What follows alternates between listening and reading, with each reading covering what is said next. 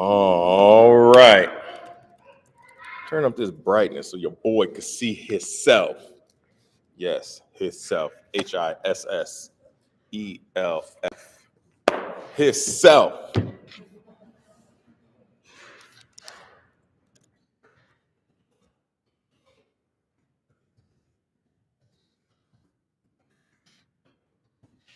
Um, because I am looking at myself so much today with this hairstyle. Last time I went to take my um, driver's license picture, I had my hair in a ponytail because I was like, oh, I said because I'm looking at myself, I can see my hair. And the last time I went and got my driver's license picture done, I had a ponytail. Pretty tight. That's it. I know, it's just a little baby ponytail, you know? Now it looks like it's a carrot under here, you know? It's a carrot under this dirt, you know? All right. Um, yeesh.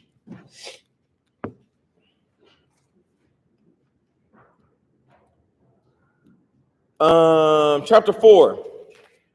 Unholy gods. Idolatry. Yeesh. Top rope. Top rope. Jackie came off of the beginning of this chapter, and the rest of this chapter is very heavy. So we're just gonna start at the top. I do want to, before we start, I do want to say, I guess Danielle went to play air hockey. She just got up and went to play air hockey. Good for her. She was like, I'm not discussing nothing. I ain't discussing nothing. I'm gonna play myself in air hockey. Were you going to play air hockey or? Oh, got it. Got it.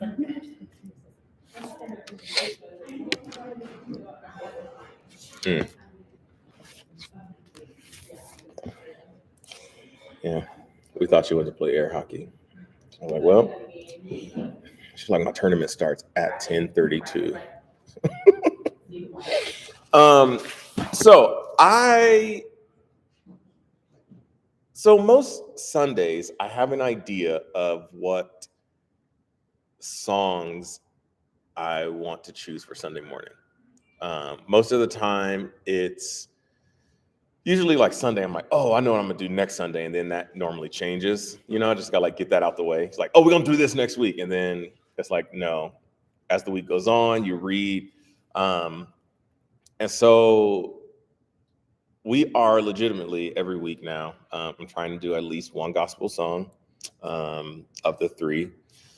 And today's song, You Are the Living Word, was not, I just chose it because it was like a slower song and the melody is good and the words are rich. Um, but while we were singing it, it was so cool to me that like it just hit me. I've known this song literally for, gosh, 20 years now. I'm old. Wow. Probably more. This song is probably more. How old am I? Yes, older than 20 years old. Yeesh. So I've known the song a long time, but today it just hit me like you are the living word. Like Jesus is alive.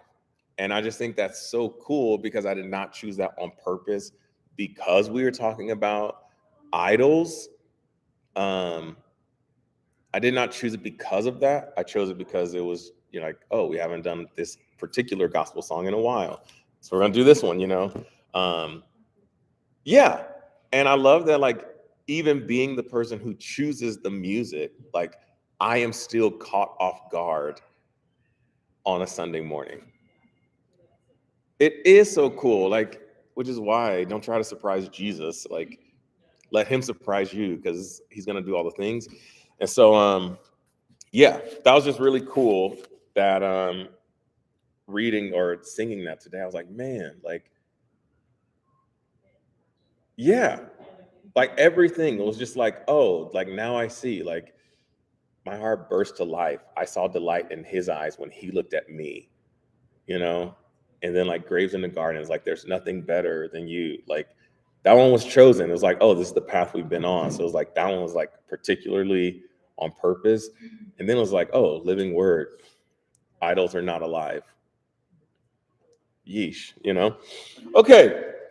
So let's jump into conversation and some discussion. She comes off the top rope with her quote to start the chapter. What comes into our minds when we think about God is the most important thing about us. Yeesh. What comes into our minds when we think about God is the most important thing about us. And I love that she immediately was like, yo, don't get mad at me. He said it. A.W. Tozer came up with that, not me. Uh-huh. I did not write that. But I love that she starts there and then she poses it as a question, and it was our first question. What comes into your mind when you think about God? And she said the answer, if not restrained by self-deception, would tell you a lot about yourself and potentially how much of yourself is in love with a lie. Right? So the question that I posed, like I flipped it and I used her question, what comes to your mind when you think about God? And I said, or at least what used to come to your mind before this book? And then what does that tell you? So let's talk about that. What comes to your mind when you think about God? And what does it tell you about yourself?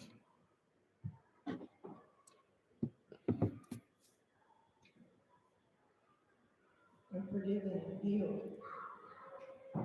Mm-hmm. That's what it tells me about myself. Heck yeah. Heck yeah.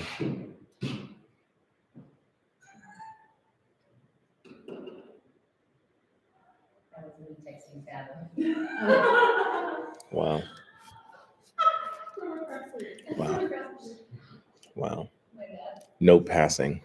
21st century. No passing in 2022. No passing. I'll do 1, 2, 3, 4, 5, 6, 7, 8 of us. I guess there's no need to whisper. No. It's like at this point, I just give you the room to have the conversation, you know.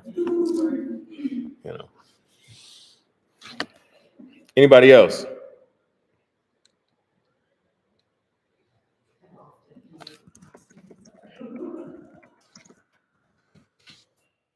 Question was, what comes to your mind when you think about God? Or at least what used to come to your mind before this book? And what does that tell you? To kind of go along with the unraveling and unveiling of this book for me, Mm-hmm. and how every week my questions have been really the same. Like, I just really would like what did she default? She said that's Yeah. I typically just default to like Christian words. Yeah. To cover up my actual ignorance of who he is. Yeah. So I typically, holy, he's great, he's powerful. Mm-hmm. Yeah. But those are actually, in my mind, just words I've been taught, and defaulting to just how I was raised, which I'm thankful I was raised with an awareness of him and a belief. So Yeah. always had something to cling to. But as more and more I go in my life, I'm learning more and more this whole relationship is solely dependent on me and him. Yeah. And at the end of the day, they're like, you wake up in heaven and it's every rapper, it's just gonna be me and God. Yeah. They sleeping in my bed. Mm-hmm. You're like, it's gonna be me and God. Mm-hmm. And so just this book has really revealed an actual, like, and this is really weird, like a white space in my brain. Mm. I don't know if that makes any sense to you guys, but like I've literally read and I've had to reread a couple times, not because I'm not like, I'm like reading the words, but there's a literal like space in my brain that is not filled with the knowledge of God. Mm-hmm. Yeah. And so, Mhm. that's kind of where I'm at. Yeah. And I've been doing this my whole life. Mm-hmm. So for me, I just have, even though like I've had a relationship with God and I believe in Jesus and I've literally lived my life for him, but there still is just, I'm still going to realize how much I've defaulted to just what I've been taught as opposed to like, Mm-hmm. this is who I am. Yeah. You know, and like this is actually what I've come to know about God. Yeah.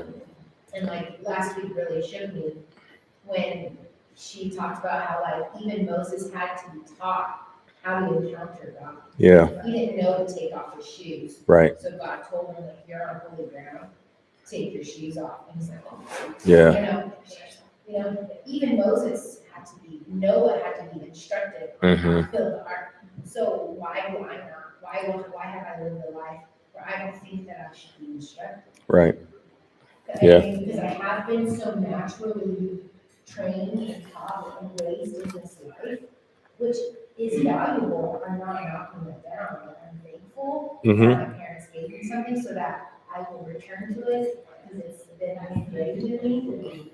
But like, I don't know, like this is white space in my brain and I'm like, oh, Yeah. there's so much I need to learn. Mm-hmm. Well, I'm so sure I was telling Adam this yesterday that same week or like in church, like you hear, no, you are and all that, but like I didn't actually like, I never thought I had to be taught how to read the Bible until we were sitting down in viewer and it was like, Mm-hmm. you know what I mean? Yeah. But it's like the very like the same thing, like growing up, like you do I guess the traditional churches, you go on Sunday and you go to dinner on Wednesday and then but it was in like a study. Right. Or like it wasn't like, I guess as structured of this is how you read it, trying to know the Lord. Right. It's just like let's gather around, sing a couple songs, and no one.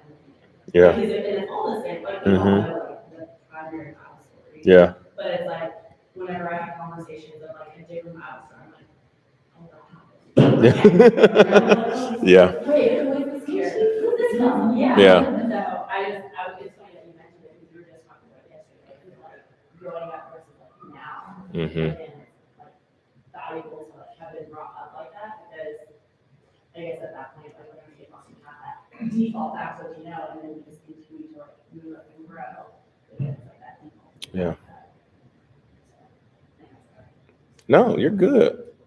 So I think like for me, I didn't grow up with the knowledge of all of that. I mean, I did. I had opportunities to move around. I didn't have a church home. Yeah. So growing up Catholic, I think that part too was different and very much put an image in my mind of like the power part and all of that. But it was almost like,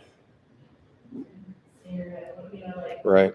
And I think as years have gone on and things have happened and decisions were like developing like that life space of the relationship of actually learning how to have a relationship with him and not just be an idolizing thing of something that you're supposed to do. Right. You know, the Ten Commandments, don't break it, okay, you know, Right. But like, this book is allowing my brain to process who he actually is. Yeah. And who he said I am. Yeah. Worthiness and things like that. And so in turn, it's showing me that and building that relationship even stronger, not just by reading a book or, reading his word, but like studying it and actually understanding what the meaning of that. And I think her showing us and telling us who he is and what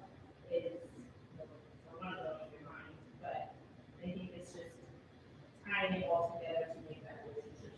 Yeah. So that I can be confident, knowing that we have my back. Mhm. You know, all of that. Yeah. Yeah. That's what's up. That's tight. It's like back in the day when we had to turn the radio, Yeah, right? you know, it's like. Yeah. static, Same you know, frequency, like yeah. the static, but then you can turn it to find, 107.5. Well, You know, yeah. you're like turn it, and it's like, and you hear the music coming in, you still got kind of like tuning right away. Yeah. To like get on the radio station so that I can Mhm. hear that. Yeah. But sometimes I felt a little bit of static. I'm like, Mhm. And how easy it is to have that tiny little bit of static of outside Yeah. life, community, especially in our relationship, and not completely hear it, but yeah, fine tuning to where you're solitude. Mhm. It is so good. That's what's up. Oh man. That was really Yeah. We haven't even made it off the first page of the chapter. this is page one. Okay. So she says what we think about God and what we believe about God doesn't always resemble. What we think about God and what we believe about God doesn't always resemble, although we'd like them to. We want to look in the mirror and see the same face, but the fallenness of everything means that there are invisible contradictions everywhere. We will say that God is holy, as this book is designed to show, but there are little gods we may or may not have given a name to that, or may not have given a name to, that have earned the attribution by our misplaced faith in them. I say this because when you interrogate the why behind our various forms of idol worship, the language used describes a holy thing, and the expectation of the worshiper sounds like faith. And we're going to get into later, because we're just going to spend a lot of time talking about the Israelites and their idolatry. Um, but next week, we'll talk about more so like our things that we have given names to or have not given names to.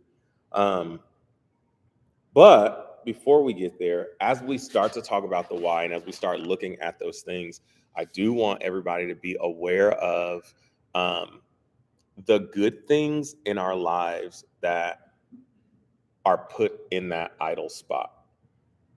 So, for example, we have made a lot of church itself. Um, and yes, I understand, like, you need the body, you need fellowship.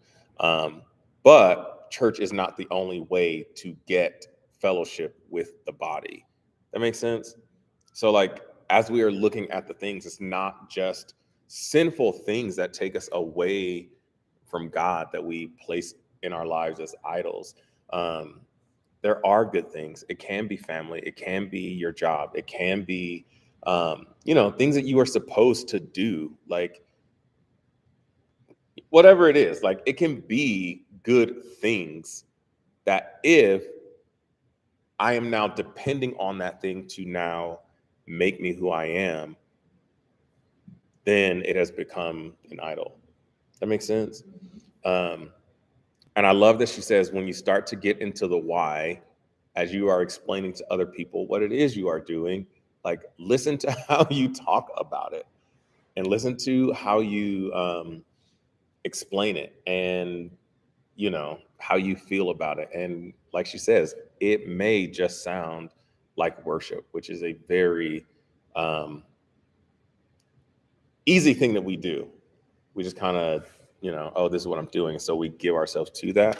Um, so yeah, just be aware of that as we go along. Old Testament illustration. She talks about the Israelites at Mount Sinai while Moses is getting the Ten Commandments. And she says the first evidence that their hope was an unholy one was made plain by their words, make and gods. Let us make a God for ourselves, is what they said. The two words should have gotten caught in their throat. followed by a cough, a sneeze, a hiccup, some bodily reaction to show how ridiculous they were being. By definition, a real God can't be made. A real God makes. And in so doing, his aseity is proven. And I'm glad she explained it. That's a fancy word, summarizing how God is self-existing. So,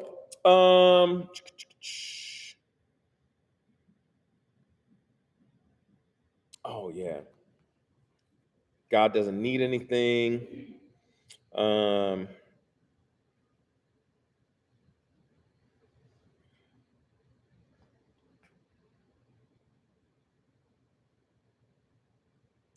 Where do we want to go today?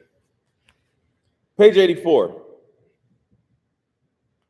Bottom.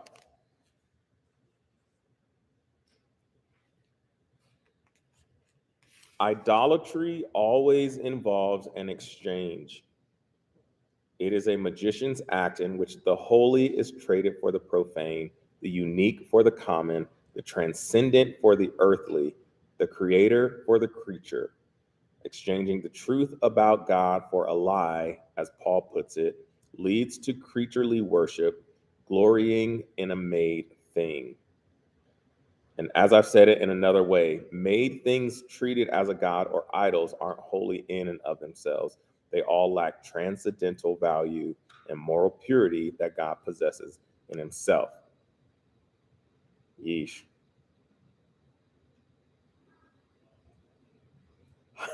Which is interesting to think about, really, how in our quest for an invented God, we're always compelled to worship someone or something that exists just like we do, with the futile expectation that they'll succeed in being able to give us what is beyond their reach. And I put after that, which always has us settling for a lesser glory. Yeah. Mm-hmm. Every single time. She talks about that a lot, like on her post, and she Yeah. talked a lot about it at her conference. Mm-hmm. About how, like, everything that we tend to worship is just a lesser glory of the glory that is revealed only through him. Yeah.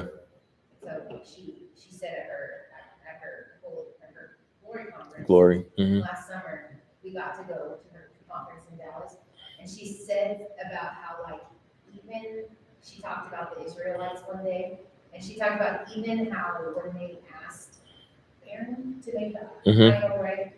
That, like, when God delivered them from Egypt, he let them squander the goods, like he let them take gold and riches, because he's like, it all belongs to me. So he let them take. So they didn't just like run away like in hiding. They like take this. They're like, give me your chain. My grandmama gave me that chain. It's my chain now. He let them take stuff. He let them take stuff. They went straight Debo on them. And then they used all of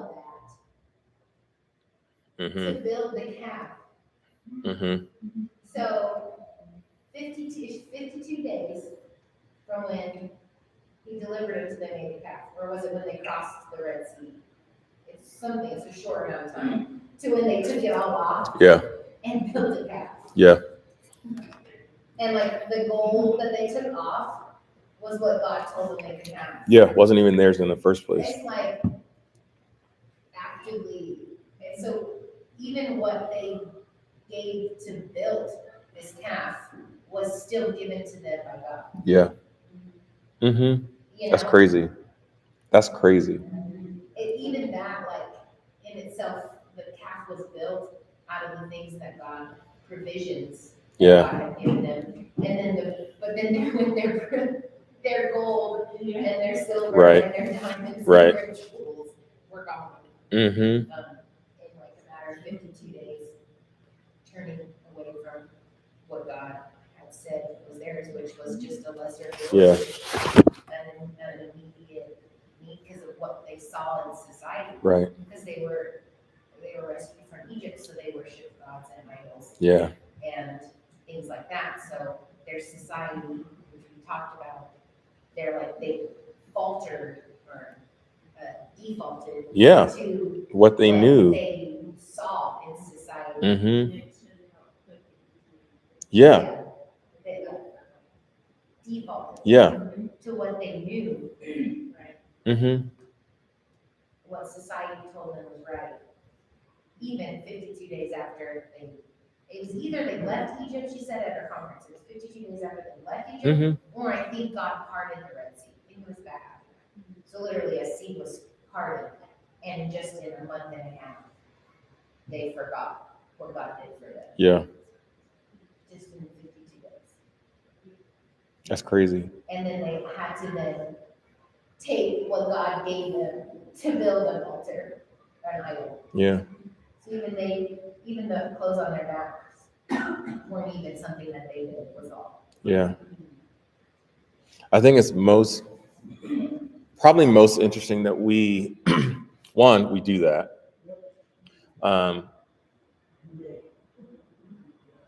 But like the couple that I work with, I've worked with the husband for 3.5 years now, almost 4 years.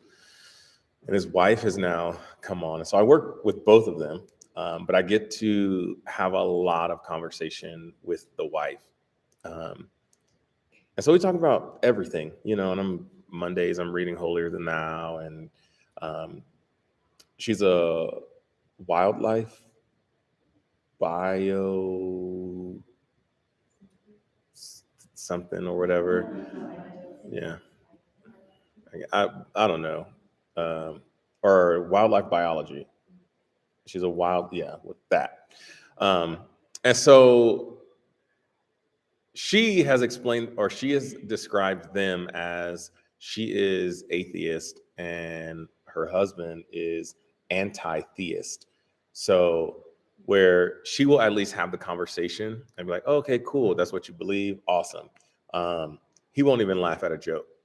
Like when I'm like, yo, Christians are the worst, man. He's like, he won't even laugh. I'm like, well, they are. So I'm like, what? Anti-theist is where like I'm not even going to acknowledge that there is any type of God or spiritual being or anything. I am anti all of it. Where she is atheist, where there's something, but she's not, gonna put it on something. And so we were talking the other day, and she had said, I forget what we were talking about, but just people, life, and where your hope lies. And she said, yeah, we both, have hope for the same thing. Yours is just in Jesus and mine is in humanity. And I was so bad. I want to just be like, and that is still going to let you down because you're still going to be mad at the lady who ran your PhD program. You're still going to be mad at, he'll text me at random on the weekend. Oh man, they're burning books in the South again. I'm like, who cares? Like, I got 2 kids that I'm trying to feed because they want cheese sticks for breakfast. Like, you know what I'm saying? Like, they left the best part of the cupcake on the floor, untouched.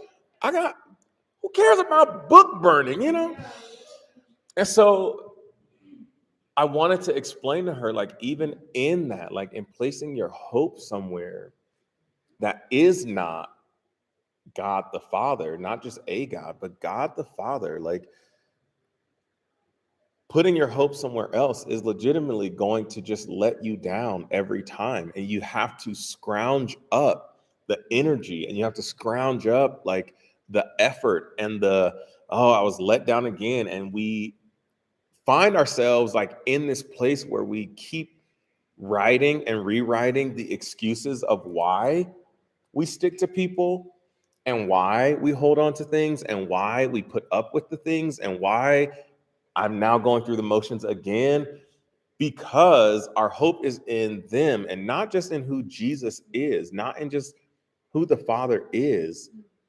Because again, I'm looking to all of these other things.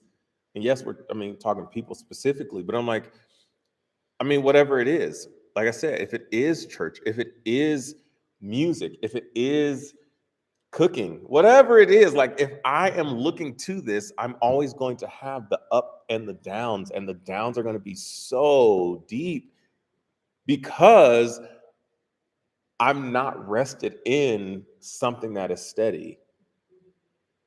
So I just read 75 Hard, the book, and he's like, yo, this mental challenge, yada, yada, yada, for like, if you want success and happiness, that's what he says through the whole book. If you want success and happiness, you want success and happiness. And I told Jenny the other day, I said, the problem with this is you're looking for success and happiness.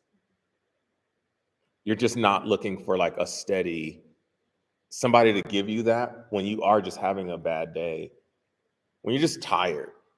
Because I'm like, success and happiness is not going to change anything when you're just tired. And because you're tired, now you're irritable. And because you're irritable, this happened. You know what I'm saying? Like, but in those days when I know that I'm locked in to God the Father, it's the coolest thing. Because even knowing that I'm tired and even knowing that I am now more susceptible to being irritated, I can at least go, hey, Jesus, I'm tired today. Can you help me? And because I have now taken the step of humility to just admit this is where I am, that's when the Father actually honors the prayer. And he goes, yeah, I can hook you up. And so now the kids are not as crazy as they normally are. And we are having a good time. You know what I'm saying? Yeah, if you rely more on him to fulfill that. Mm-hmm. But the humility part of just admitting, being like, I'm struggling. Yes. I'm struggling right now, but I'm gonna know and be confident that you're gonna get me through this some way, somehow, whether that means an extra hour of sleep, Mm-hmm. Yes. or a phone call from somebody saying you're doing a great job. Right. Right. So, but it's like if I put my hope on the thing happening, if I put my hope on humanity to do it, then I'm going to be let down because where do I stay stuck? Nobody cares. Nobody, oh, these people. And I was just saying this to Jenny. I had a conversation this week with one of our friends because I put on Facebook or Instagram. I saw this post where it was like, hey, like friends, oh man, that's my boy, you know, and then like strangers will actually support. And so I put that on Instagram and somebody responded and was like, hey, I don't think that's fair. I'm your friend, but just because I'm not buying the course or I'm not doing this doesn't mean that I don't support you. And I said, this isn't personal. I'm not angry. I said, I'm just legitimately in a place where I'm seeing actual strangers share things, actual strangers like engage. Like it's not a personal thing. I'm just seeing that. But Jenny will tell you, there was a time where I needed people to do those things to make me feel that I was validated. And I was so angry. I was so hurt. I was so, like, that's what it was. My feelings were hurt because the people that I knew weren't living to what I thought they should live to validate me. And in putting my hope there, now I'm the one pacing my living room. I'm the one short with my wife. I'm the one short with my kids. I'm the one, I'm just going to watch TV. I'm the one not doing the things that God actually just told me to go do. Like he didn't tell me, hey, be validated by what people say. That's not what that's not what he said. What he said was, you know what I'm saying? What he said was, hey, just do this, share the message. I got the rest. He never said that the engagement would be X, Y, and Z. He never said this is how people are going to respond. And so putting my hope and my expectations on how people are going to do, I just said it to Eric. Hey, man, you know, I didn't read the book this week. That's cool. That's between you and Jesus. Because if my expectation is, Fathom, did you read? Okay, cool. You got your 5 points. All right, you got your 5 points because you read this week. That's so much that I am now carrying that God didn't ask me to carry. Then I got to track points. You were saying what I wrote down on your copy. But I'm like, this is where we live. And so I'm just giving you real-time examples of, again, good things. These are all good things. Yeah, I want people to read the books. Duh. Like, who wouldn't want to? Okay, cool. But if now I got to show up and I got to make sure everybody read and I got to make sure that they comprehended what they read and I got to make sure that everybody has all the time to say all the comprehended points out loud, that's so much.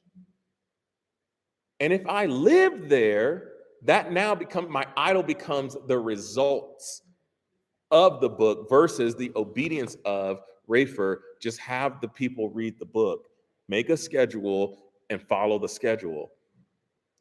Hold the place for people to talk. Okay, Jesus. And guess what? You get to sit down. You don't have to stand up and preach. Done. Yes. Thank you, Jesus. Thank you, Jesus. You know what I'm saying? But where is my hope? And nobody, like, again, this is why I said, check the good things. Because everybody would be like, well, Rafer, you're a pastor. Of course you want people to read the book. You should want people to read the book. And it's not that I want people to read the book. It's my hope is built now on people reading the book. My validation as a pastor now is on people reading the book and highlighting like I would highlight and being like coming up with the same things that I would come up with. You know what I'm saying? You know how many times I'm walking back and forth and I'm talking to Jesus just about me and where my headspace is. Like, I'm not locked in because I'm supernatural pastor guy. No, I'm locked in because I will be mad that the kids are going crazy, that parents are paying attention to the kids who are going crazy, and nobody is locked in with Jesus like I'm locked in. And then I'm going to get up here and talk about Jesus? Come on, man. Putting our hope literally, and I love that she says,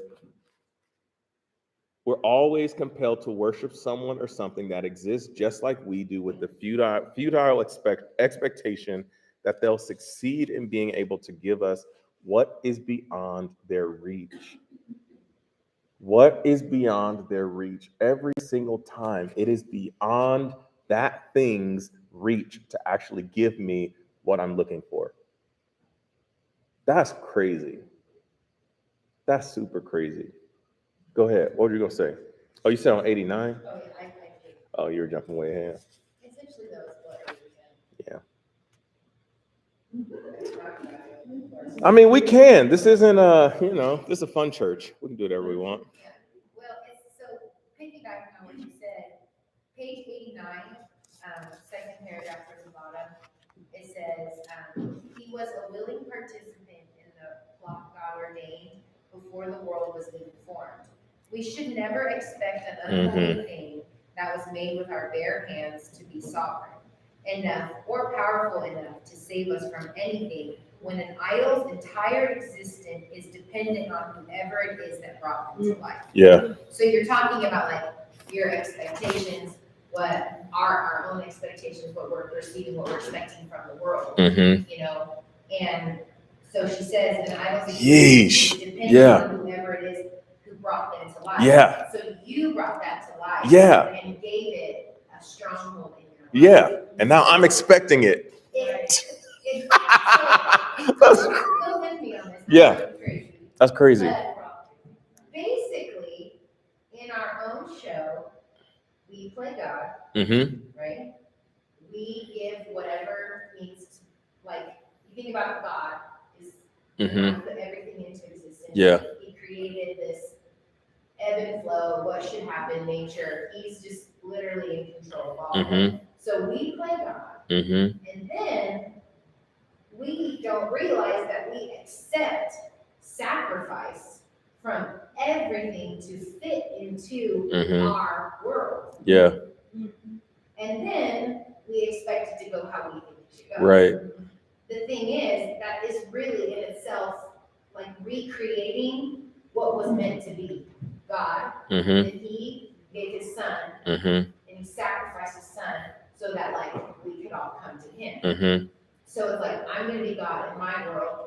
You need to fit into my expectations. Right. So you sacrifice Right. what you need to do so that Right. things can go my way. Right.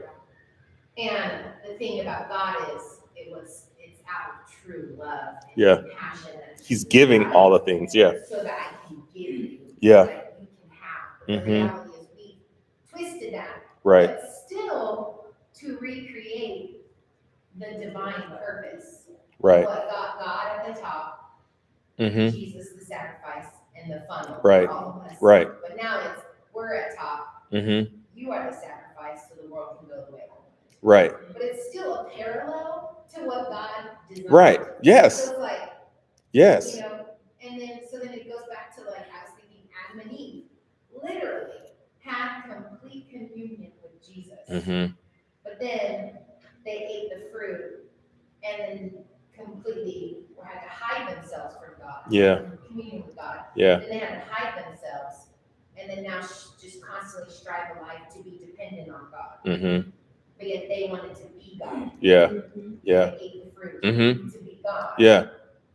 And it's like we're living in this parallel Right. of what actual natural design was meant Mm-hmm. to be, which God atop, Jesus sacrificed, and now we have access. Yeah. But now I'm atop, you sacrifice, so you can have access to my world. Mm-hmm. It's like we're just recreating Yeah. Adam and Eve's mistake Mm-hmm. when our natural design is just to be in communion with God.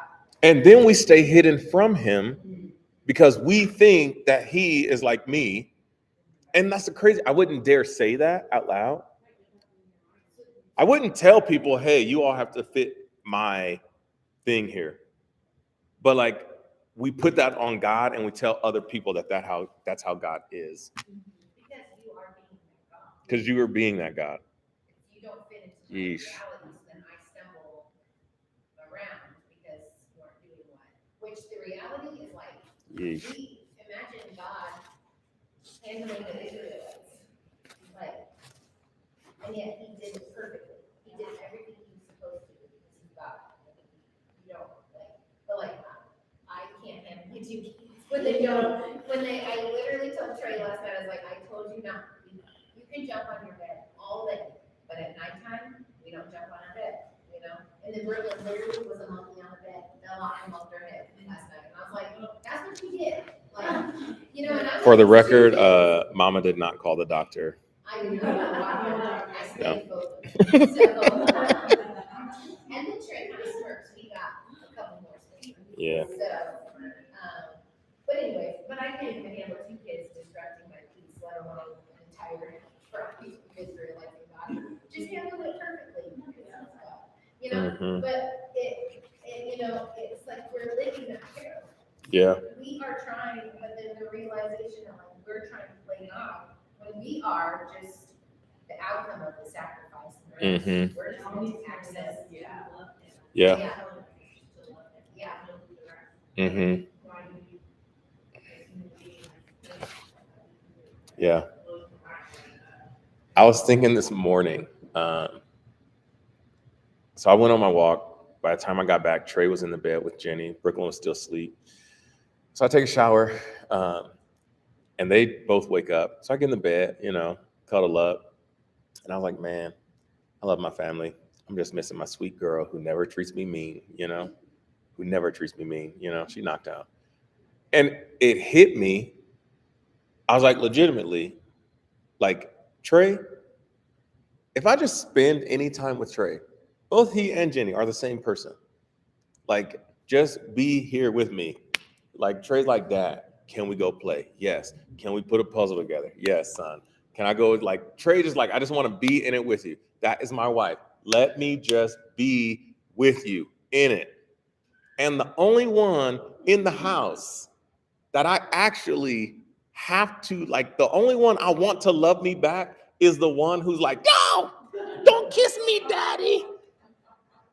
And I was like, that's crazy, because just like God the Father, you don't have to do anything. You don't have to do anything. As my child, you don't have to do anything. Just love me. You were created out of love. Everything I do for you is out of the love I have for you. And all I want is to love you. And literally, the degrees that I go to as a dad to get a hug or a kiss from my daughter, literally, just this morning, we were on the bed and Brooklyn was like, Daddy, had her arms up. Jenny said, your face lit up. And by the time I leaned in, she was like, no, my mom. And I was like, oh, dang. But I go, literally, that is what it is. That's what we do.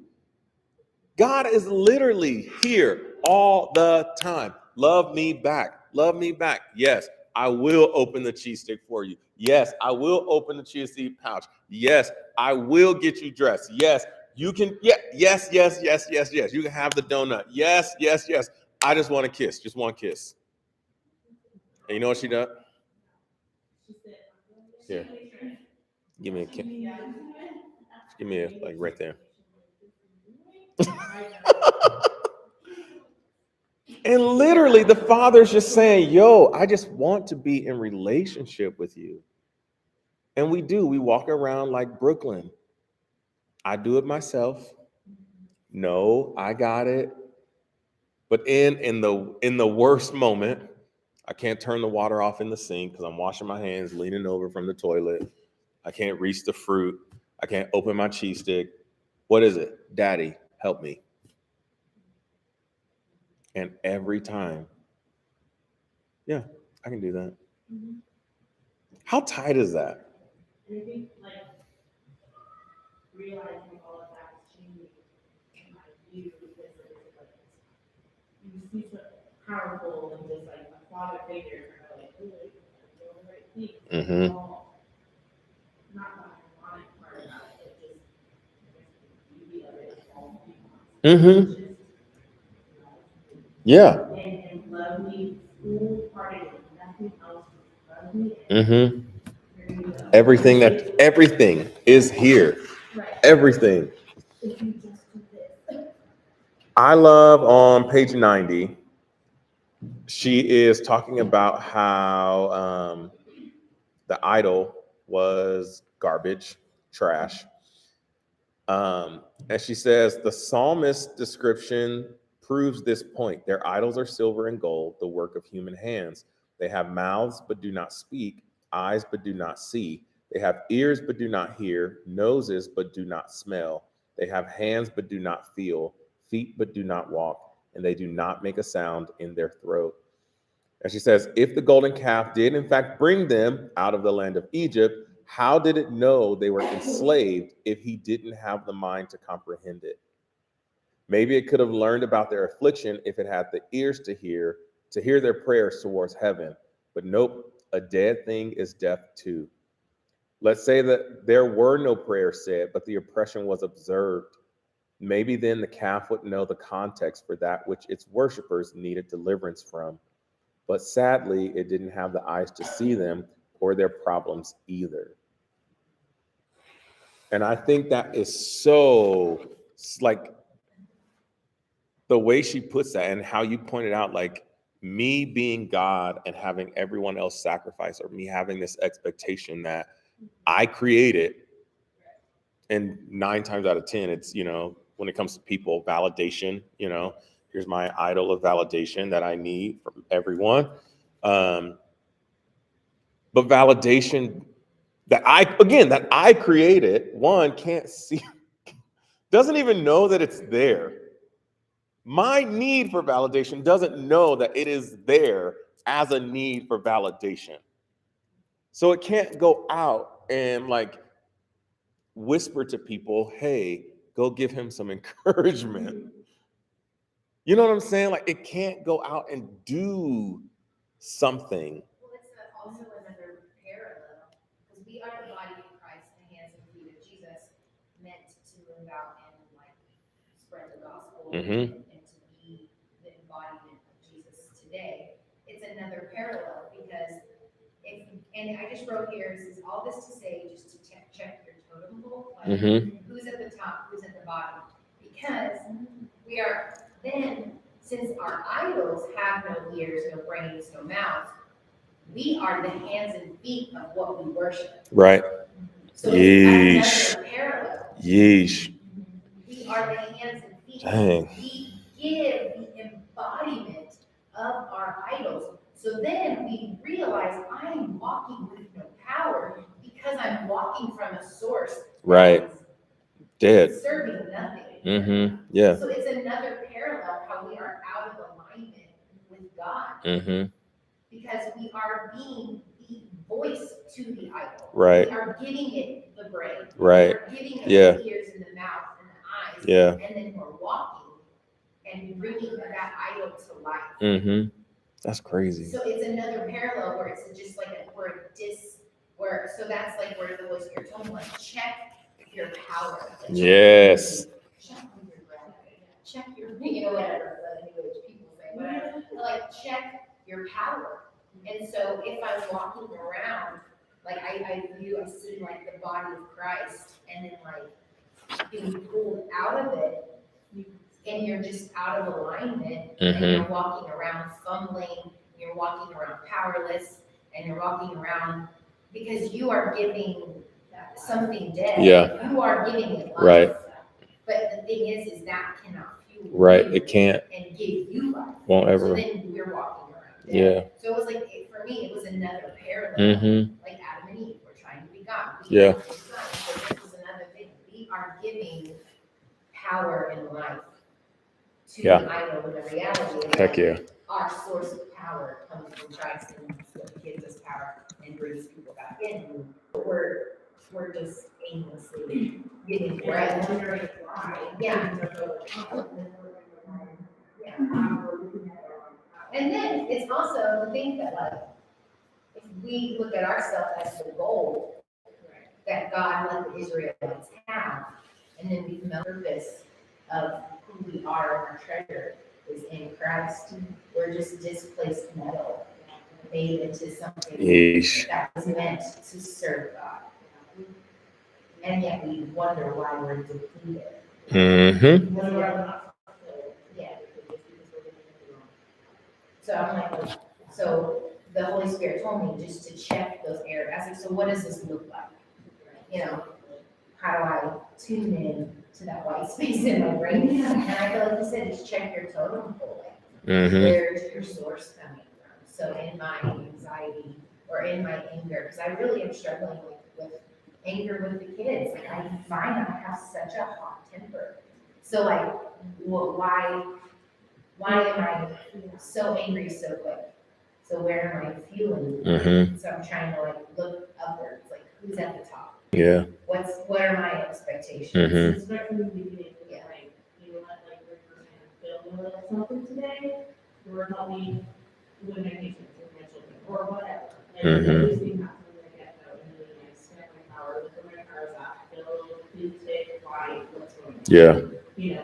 Something's not right because I'm not confident in him and his plan for me and all things, even if it's just a normal day, but not really getting the brain, whatever this day comes for, all the things, you're going throughout the day on relying on yourself, so to speak, in that, outside power, and you're gonna get naturally. You wonder why, because we're out of Matthew 7. Let me actually do this. And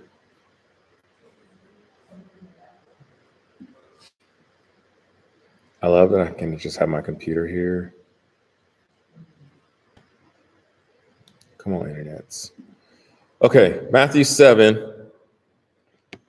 Let's read this not full chapter, but just in talking about this. Ask and it will be given to you. Verse 7. Ask and it will be given to you. Seek and you will find. Knock and the door will be opened to you. For everyone who asks receives. The one who seeks finds. And to the one who knocks, the door will be opened. Verse 9. Which of you, if your son asks for bread, will give him a stone? Or if he asks for a fish, will give him a snake? If you then, though you are evil, know how to give good gifts to your children, how much more will your Father in heaven give good gifts to those who ask him? So in everything, do to others what you would have them do to you, for this sums up the law and the prophets. And I think for so long we have read that verse and we think about gifts as like Christmas. And we're like, yeah. So I can just ask for like the big things. And like, God's going to give me those because I'm going to ask, I'm going to seek, and I'm going to knock. And it's like, but no, it's those moments. You know what I'm saying? It's in the moments where I'm riding in my car and I'm going, Lord, did you hear what she said? One, check her, do something with your girl. And then normally the response is, Ray, for you go and apologize. And I'm like, okay, well, we're going to have to talk about that. And legitimately, but that's my ask. Okay, well, I need, like, honestly, it's like, okay, well, I need help in doing that. And that is the good gift that my Father now gives me, how to communicate. The good gift that he gives is like the patience, you know what I'm saying? Like, and that is the cool thing about God, but we don't want those things because we don't truly understand those things either, or understand that's what he's giving. We could talk about the fruit of the Spirit all day.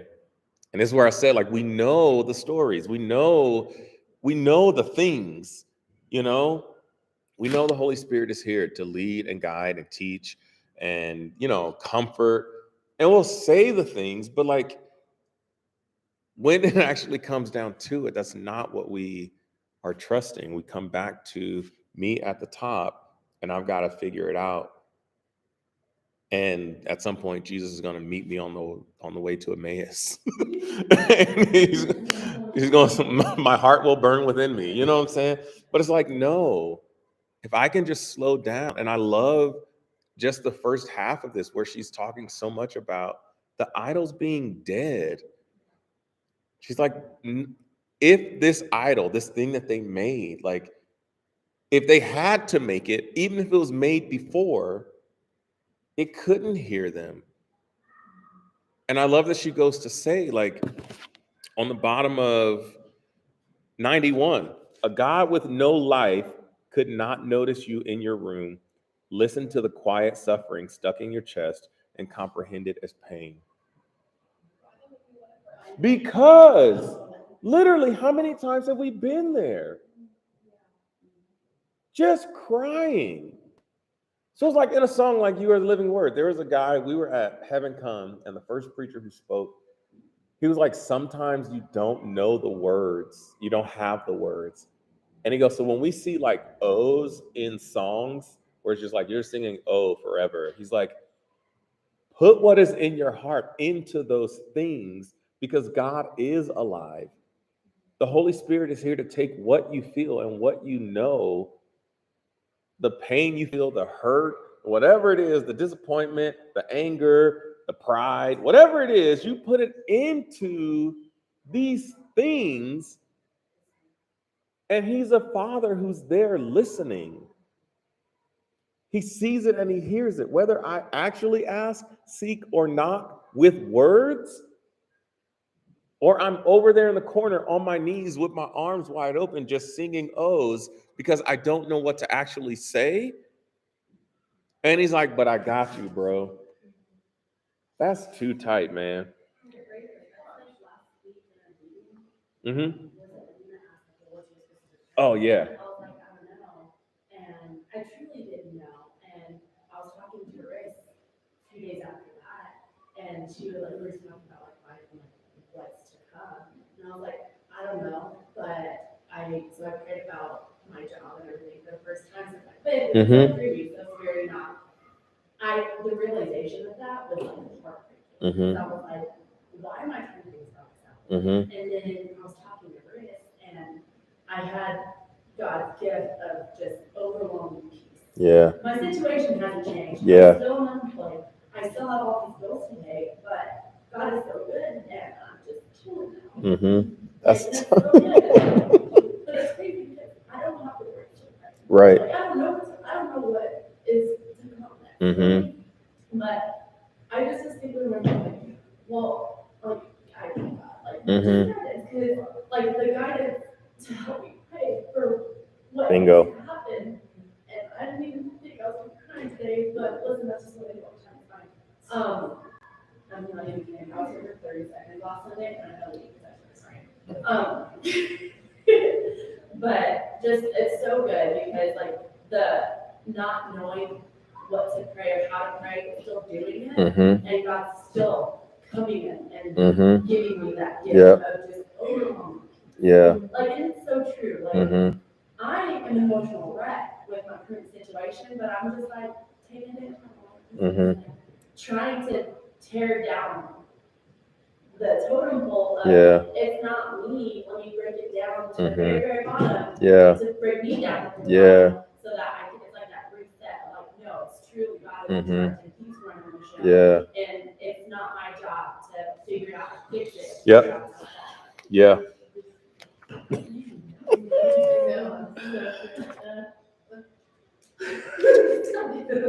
She says an idol can't speak, so it can neither rebuke or comfort when the time calls for it. And I highlighted, and if our idols are mere men, they may have eyes to see and mouths to speak to the issues of your heart, but what they say and what they see will always be narrow compared to God, who doesn't need to call you to know how you are. And the first time I read that, I was like, it is between them and Jesus. I say this all the time because it is. And that is one thing that I have had to learn in this position. Like I don't always have to have something to say. I told Danielle that last week. Like I don't have to have something to say because I'm a pastor. And thank you, Jesus, I don't have to. Because I don't know everything. I don't know the whole story. I don't know what parts are being shared, what parts are not being shared, how it actually went down. Like, you know what I'm saying? What part of the story was told to other people and how it's flipped or whatever. I don't know all of it. I don't know what every person's heart in all the parts. Like a friend.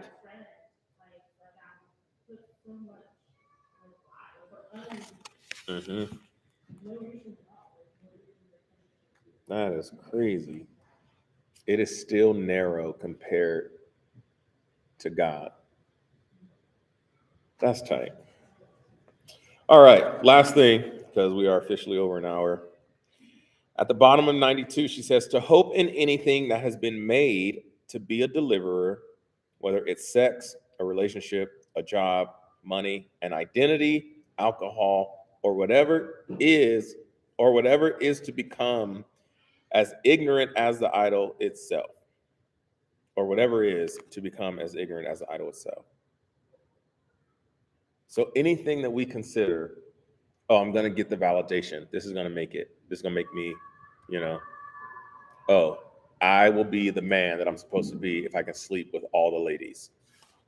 It's like all of them. That's a lot. Number one, that's a lot of time. And I think like 99% of them are going to say no.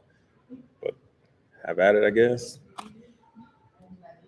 But if I am looking at that thing to make me or to save me from whatever it is that I feel, legitimately, that's crazy. I become as ignorant as the thing itself. Yeesh. And then the verse, they have no knowledge who carry about their wooden idols and keep on praying to a God that cannot save. Isaiah 45:20. And again, we wouldn't say that I am praying to a God that can't save. We just explain it as, oh, well, when my family, like when we get here, it's going to go crazy when we get here. When I get this, it's going to be this. When the church becomes this, then it's going to be this. I would never say that I am looking for this thing to deliver me from where I am. I would never say that. I would never say that this thing has become what I am striving for to find myself in. I wouldn't say that. And I love that she lists such a wide range, everything from alcohol to identity. Everything from alcohol to identity. If I am looking for my own identity to save me, again, I just created something that doesn't even know it has been created to now make me something that I'm not. And I'm stuck in the cycle. And we'll talk about what the cycle looks like next week. Because literally, sneak peek, another trait of idols that we do well to pay attention to is the way the moral compass of anyone who worships them swings. That's the first sentence starting the next week. So we'll talk about what it looks like next week. But now, like, what are the things that I've put my hope and my dreams and my, like, what is it? You know what I'm saying? Maybe a good measure, if you're like, well, what does that look like? Is Fatima and I were talking about this last night. Oh, you weren't talking about it in your text? I mean, I can tell you what I'm doing right now. Everybody's budget. It was right there. It is that I don't let me forget. I have a question for you about the church. My AD brain will forget. It was too much. It was too easy. It was too easy. But maybe a good thing to look up would be verses on like what the flesh is. Mm-hmm. So like I looked just a quick search like Galatians 5:16, Romans 8:8, and I said Galatians 5:16. I'm trying to pull all these up. There's like a ton, but like what does it look like to satisfy the flesh? Right. So like Galatians 5:16 or says, you know, if you walk in the spirit, then you're not satisfying the flesh. So is what we're looking at insatiable? Like, because I feel like we fulfill fullness and completeness in God. And we will be complete because our flesh will never be satisfied. Right. The world will never be satisfied. Right. Jesus said it himself, the world hated me first. Mm-hmm. Like, I've been there, dude. Been there, done that. Like, so maybe we could look about, like, what does the flesh look like? That's something like, because I'm trying to make this tangible Mm-hmm. for me, because, like, I want to be very, like, intentional about this journey, and so, like, what in my life am I feeling like I'm never satisfied? Like, Mm-hmm. I will never feel that. It's just like, always hungry, always like pulling, demanding something from me. Our flesh. Uh-huh. And so look up verses about what the Bible says about flesh. Like if you walk by the Spirit, I walk this. So I say, walk by the Spirit, and you will not gratify the desires of the flesh. So like it's always gonna want something from us. The flesh is, you're never gonna be enough. You're always gonna need to do something. And like maybe start looking at that, because that's maybe how we can figure out what are we aligning ourselves with. Mm-hmm. So like am I never gonna be enough for my anxiety? Like it's always gonna demand my attention, my energy. It's always gonna take from me. Mm-hmm. Like that's not our walk with God. He doesn't demand from us like that. Mm-hmm. I don't know. So maybe like I'm gonna dig into that's just a question. Like maybe just dig into that. What does that look like? Mm-hmm. What is the flesh? Yeah. What does it require from us? How do we not serve it? How do we serve God? Yeah. And maybe that'll help us give us actual tangible steps to move forward and break off the idols that we have. I don't know. It's just kind of like something that just brought to mind right now that I'm gonna search through this week. I don't remember if it's chapter. Yeah. Right. I literally Googled Bible verses about the flesh. Literally, there's 4 of them right there. Mm-hmm. Google is probably the best theological tool. Mm-hmm. If I was in seminary, I'd be like, well, I Googled it, so. Your literal, like, end of the year paper will have, like. It's just like Google search. Just don't put Wikipedia. Wikipedia is actually the best place to do it. because it's actually bounced by a lot. Anyway, neither here nor there. To add to that, in the search as we go forward with that, I don't know if it was what chapter before this, but she does say that everything that God is, naturally, he is a giver. God's going to give first. He's always going to give first. That is the first thing he does. And we, being made in his image, are made to then give. And so in short, essentially, if it's selfish, if I am trying to self-preserve or I'm trying to like essentially be selfish, that is legitimately at that point anti what God would do. And so in starting there,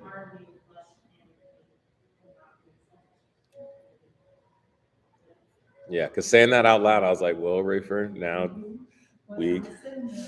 we got some we got some stuff to talk to Jesus about this week. If you say this out loud, you can not say it and we can just silently deal with it with Jesus, but that's what it is.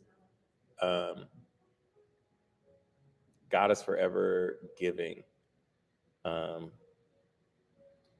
Yeah, always completely unselfish because he doesn't need anything. And in him, we don't need anything because he will give us everything. So in turn, we should be able to give all of it away. I know. Yeah. He made me say it. I didn't want to. Yeah. Don't say it out loud. Don't say it out loud, and we don't have to be held accountable if it's not said out loud. La, la, la, la, la, la, la. As a parent, I can't hear what you're saying. Whew. Ugh. Yeah. Mm-hmm. Yeah. But again, I find he is my source of my giving. It's like it makes me cringe because like I am my source of my giving in the places where I'm like, oh, I am being selfish, you know?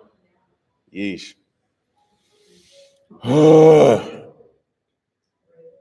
Well, there's that. We're gonna go into the holy place. Danielle has played air hockey this morning and now is gonna vacuum. All right. Just doing her own thing. Look at her. Take the girl on the job and let the job on the girl. All right. YouTube, thank y'all for being here. Y'all have fun. Don't let the bed bugs bite. We'll see y'all next week. Peace out.